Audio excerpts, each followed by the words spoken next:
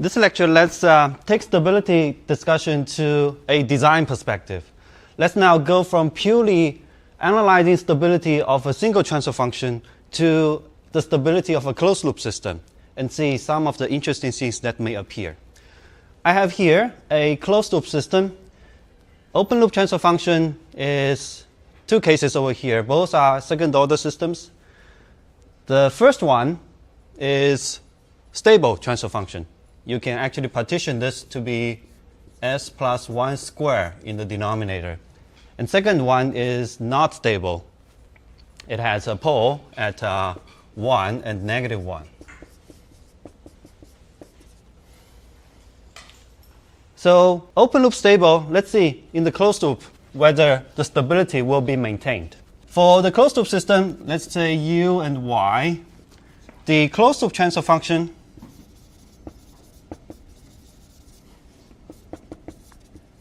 is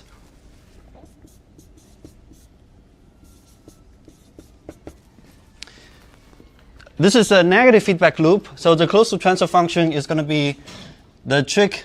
The way that can be used to write it is the direct feed forward path from u to y, which is g of s, and then negative feedback, you have a 1 plus sign over here, and then this term is going to be the loop transfer function g of s. So for the first case, let's say g1, g2.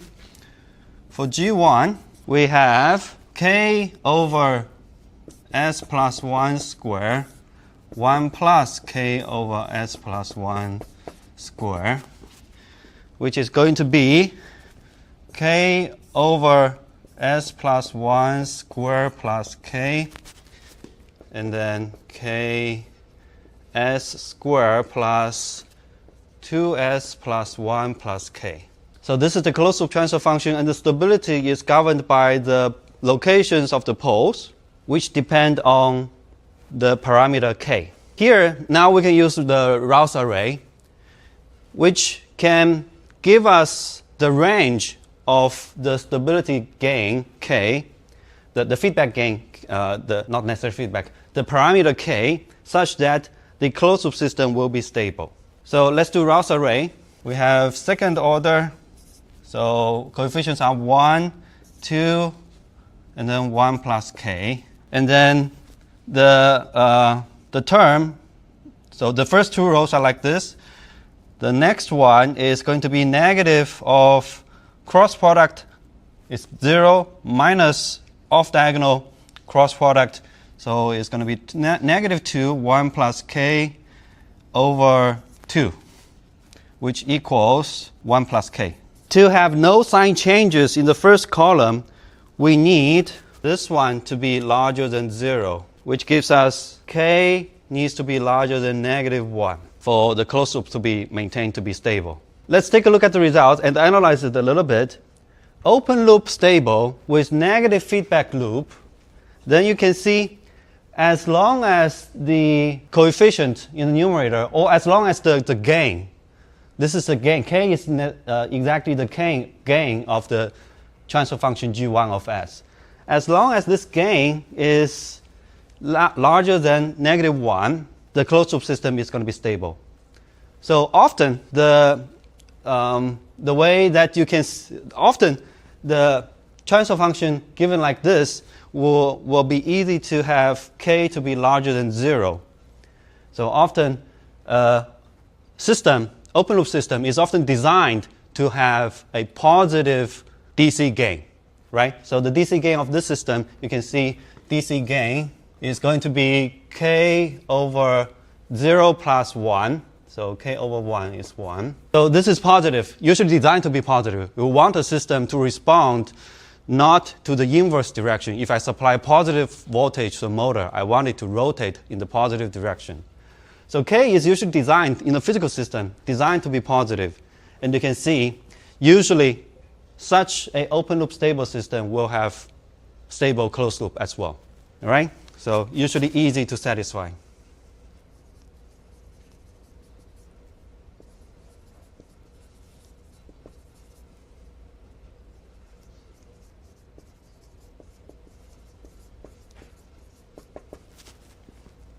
So that's the first case. You can expand this to high order systems as well and analyze the stability condition using exactly the same workflow.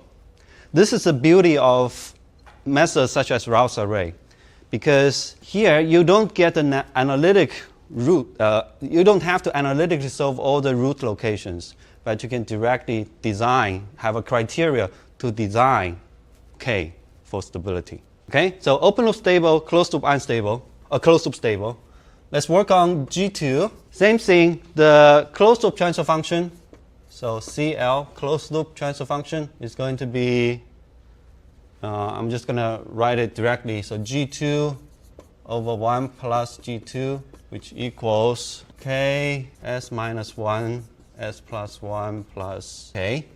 So just to plug this into here, you're going to get this result, which equals K S squared minus 1 plus K.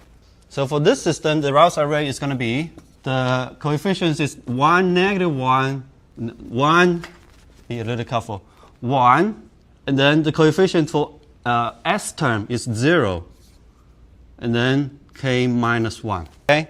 If we want to use the Routh array exactly, we replace this with epsilon and then carry on. But over here, you can already see something that's obvious. This one equals to S minus, let's frame it as 1 minus K. So the root locations is actually relatively easy to analyze directly from here. If K is less than 1, then you have so this part, if K is less than 1, this part is positive, then you're going to have a positive root. It's unstable. If K is larger than 1, so let me write it actually. The location of these two roots are like this. Okay? So plus or minus, and then location, the distance depends on, it's 1 minus K square root. If K is equal to 1, let's do the boundary case as well. If K is equal to 1, then you have two roots at the origin, and if K is larger than 1, then you will have a complex conjugate pair of the roots, which equals S equals plus minus J square root of K minus 1. So you can see, in this case, it's impossible to have strictly stable closed loop, given this transfer function. The best thing you can do, so this is open loop unstable, right? Open loop unstable, if you have just one single parameter to tune, a constant parameter K here to tune, the best thing you can do is to make it marginally stable, okay? So open loop unstable system, from this case, you can see definitely more control is needed to make the system to behave better. Now let's just build upon this a little bit. So we can see that there's no way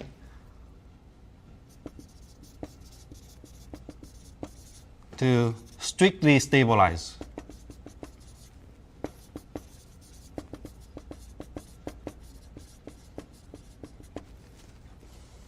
Now let's try a different design. Let's try with that in mind.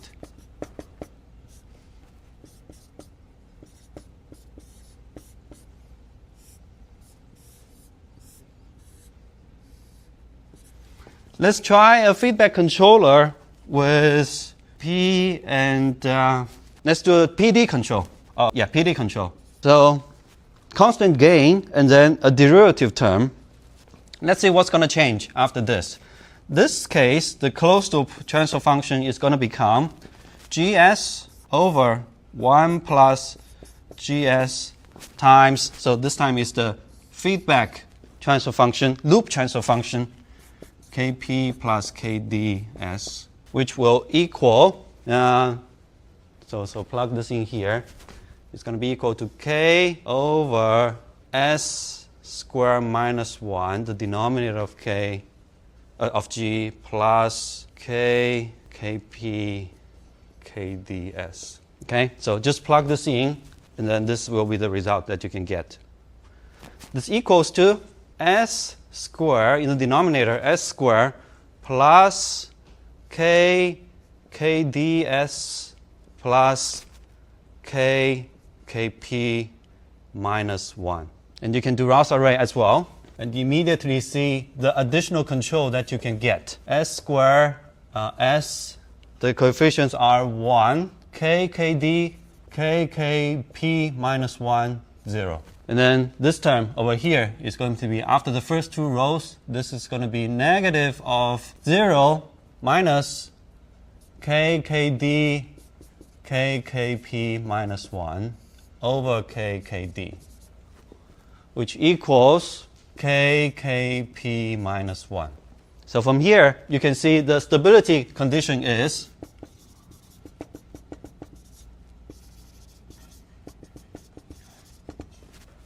KKD, so to have no sign change, KKD is positive, KKP minus 1 is positive.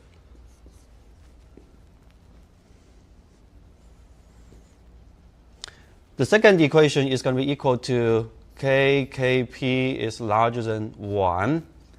And let's say, for the sake of simplicity, let's say if K is positive, then the condition will be KD, you're going to need a positive derivative feedback. And then KP, the proportional control that you need to supply, has to have certain magnitude. The magnitude, the proportional gain has to be larger than 1 over K. So that is the stability conditions. And you can see adding more control obviously now can stabilize the system. So just choose your design to be this way. A tiny little bit of derivative term can stabilize the system. So that's the interesting thing here. We plotted over here. The best thing you can do with only P control is to make it marginally stable. Build on this, add just a tiny bit of derivative term, you can make the system strictly stable. So that's the power of the additional control over here.